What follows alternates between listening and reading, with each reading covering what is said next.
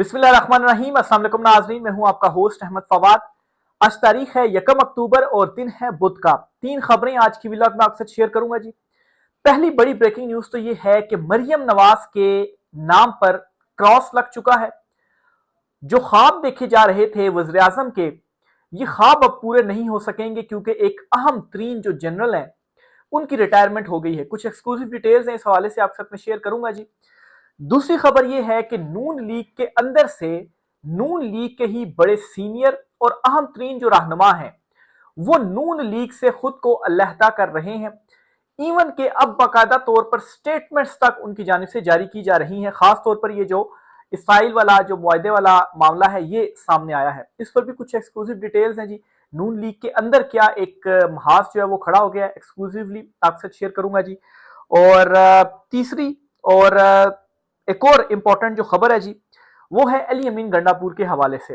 अली अमीन गंडापुर ने जो स्टेटमेंट देती है ना, जो एक तरह से उन्होंने भी वीलॉग किया है जिसमें अलीमा खान साहबा के उन बातों की उन्होंने तस्दीक की है कि वाकई मैंने इमरान खान साहब को यही कहा है कि अलीमा खान जो है वो पार्टी पे कब्जा करना चाहती हैं या वो चेयरमैन पीटीआई बनना चाहती हैं या वो मुदाखलत कर रही हैं या एमआई जो है वो उनके पीछे है।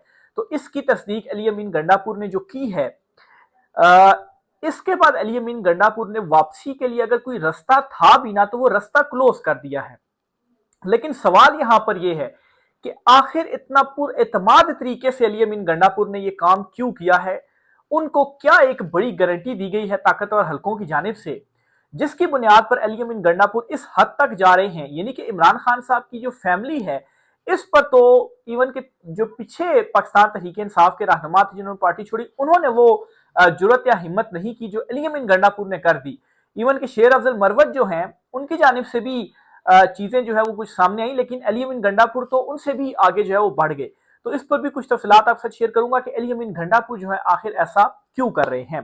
तो सबसे पहले जी पहली खबर की जानिब बढ़ते हैं जी। मरियम नवाज के नाम पर कैसे क्रॉस लग गया है। नदीम अफजल चंद साहब है, पीपल्स पार्टी के बड़े इंपॉर्टेंट रहनुमा हैं।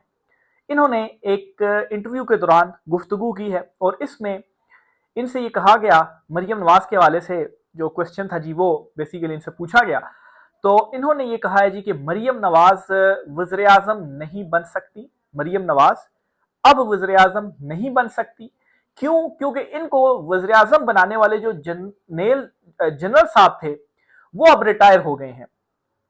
तो इस स्टेटमेंट के अंदर नदीम अफजल चंद साहब की दो एतराफ उन्होंने किए हैं जी। एक तो ये कि ये जो चुनतखब हुकूमत है धांधली के जरिए और फॉर्म 47 के जरिए आई और मरियम नवाज को भी इसी तरह से ही, मतलब फॉर्म 47 पर ही वो इस वक्त पंजाब सबसे बड़े सूबे की वज़ीर आला बन के बैठी हुई हैं।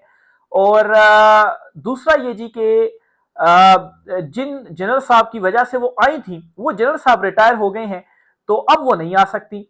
और फिर दूसरा उन्होंने ये बताया जी कि अवाम ने मरियम नवाज के नाम पर क्रॉस लगा दिया है। इवन के नून लीग पूरी की पूरी पर उन्होंने क्रॉस लगा दिया है।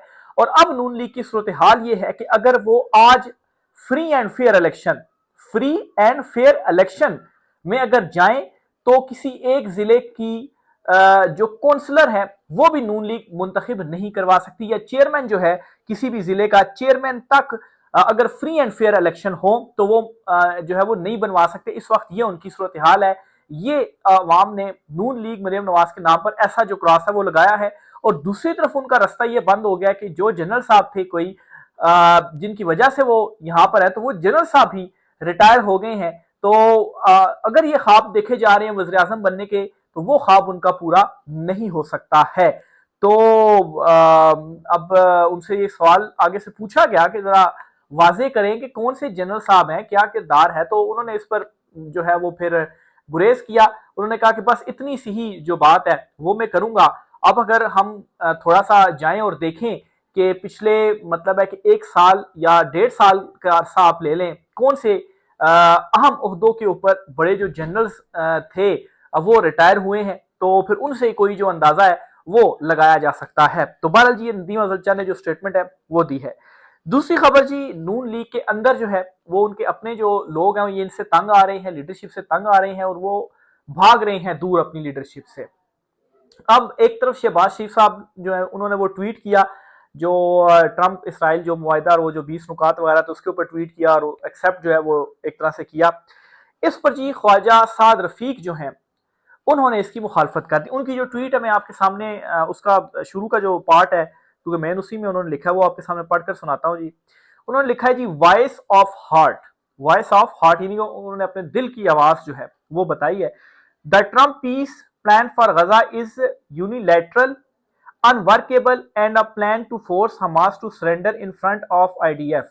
और इसमें वो कहते हैं जी कि ये जो ट्रम्प का जो प्लान है ना जिसको वो पीसफुल प्लान कह रही है ये वर्केबल नहीं है और असल में वो सरेंडर करवाना चाहते हैं हमास को आईडीएफ के सामने, तो इसलिए ये चीज कही गई है।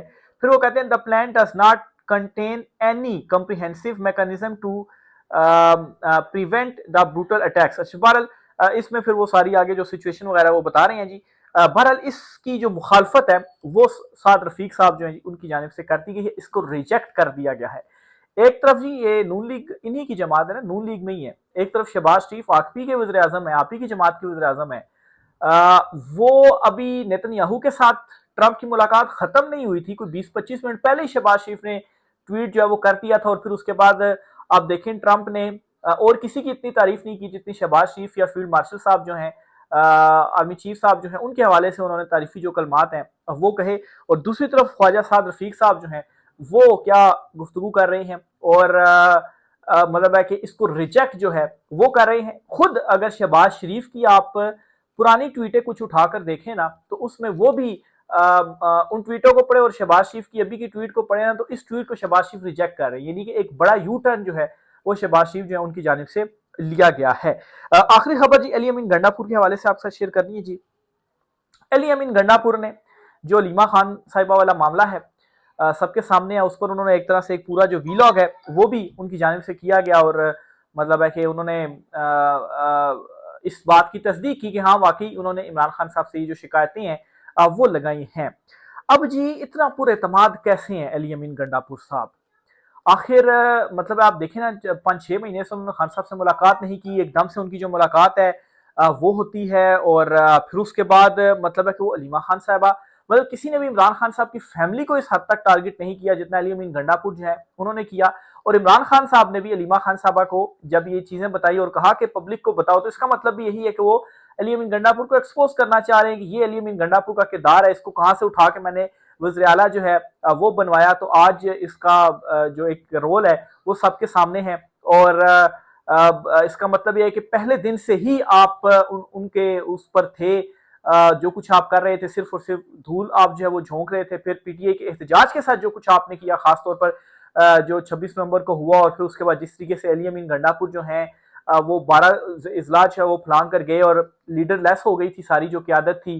फिर इसी तरह से अली अमीन गंडापुर जो है वो किस तरह से मतलब है कि वापस भी होते रहे, अवाम को जो है वो एक तरह से बदिल भी उन्होंने किया लोग ताकि उस तरह से ना निकलें। तो ये सारा रोल रहा है अली अमीन गंडापुर का और ये रोल उनका अब ऑलमोस्ट सामने आ गया है जो एक मतलब बड़ा धोखा आपके हैं वो इमरान खान साहब को देते रहे हैं। तो बहरहाल इस पर जी खबर हल्कों ने ये दावा किया है जी कि जो ताकतवर हल्के हैं उन्होंने पूरी पूरी गारंटी दी हुई है अली अमीन गंडापुर साहब को कि गंडापुर साहब आपने 5 साल जो हैं वो आप पूरे करेंगे, आप 5 साल पूरे करेंगे, बस जो जिस तरह से हम कह रहे हैं आप हमारे उसके ऊपर ही जो है वो मतलब है चलते रहें और खान साहब को ऐसी जो धोखा है जी वो देते रहें। इवन के इमरान रियाज खान साहब जो हैं वो भी ये बात रिपोर्ट कर चुके हैं कि अली अमीन गंडापुर जो है वो निजी या किसी महफिल में ये कह चुके हैं कि इमरान खान साहब भी अगर चाहे ना तो तब भी वो मुझे वज़ीर आला केपी की नशिस्त से नहीं हटा सकते हैं। और इस पर फिर वो भी डिटेल सामने आई थी जी कि कैसे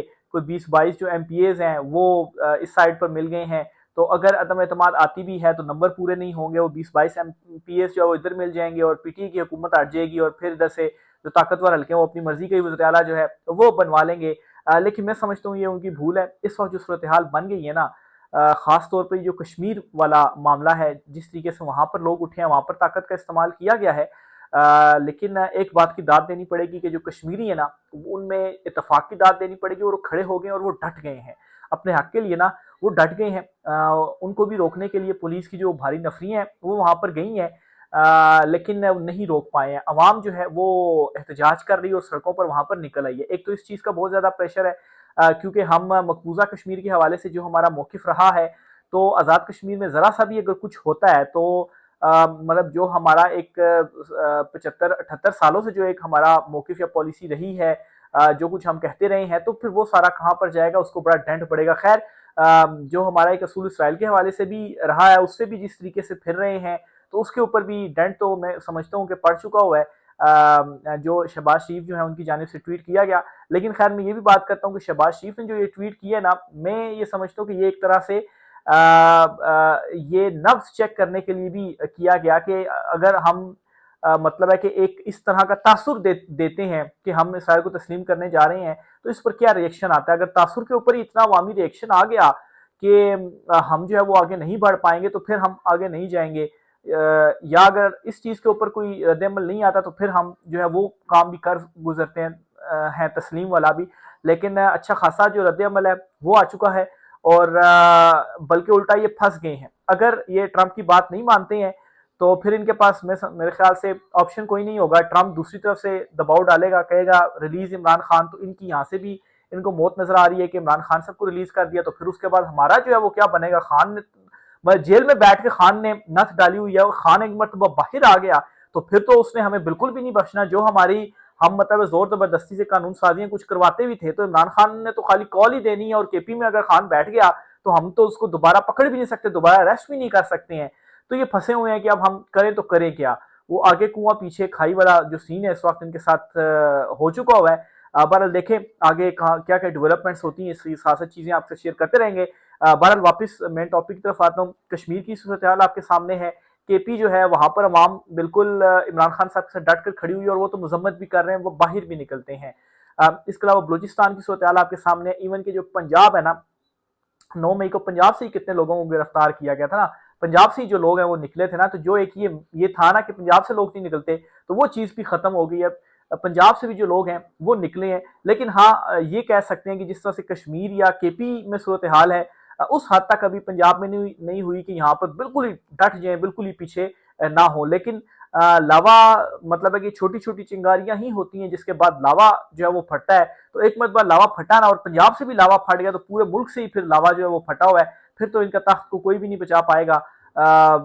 फिर वही इनके साथ होना है कि जो कुछ हुआ है बांग्लादेश में, या जो कुछ जो है वो हुआ है नेपाल वगैरह में, तो इनके साथ भी फिर वही कुछ होना है। वहां पर भी वजीरों को जो है वो पकड़ पकड़ के तो जूते जो है वो मारे गए, चपेड़े मारी गई सड़कों के ऊपर। तो इनके साथ भी फिर यही कुछ होगा। अवाम के दिलों में इस वक्त इतनी नफरत जो है वो इनके हवाले से बैठ गई है। तो बहरहाल देखें किस तरफ जो चीजें हैं वो जाती हैं, साथ साथ आपके साथ शेयर करते रहेंगे।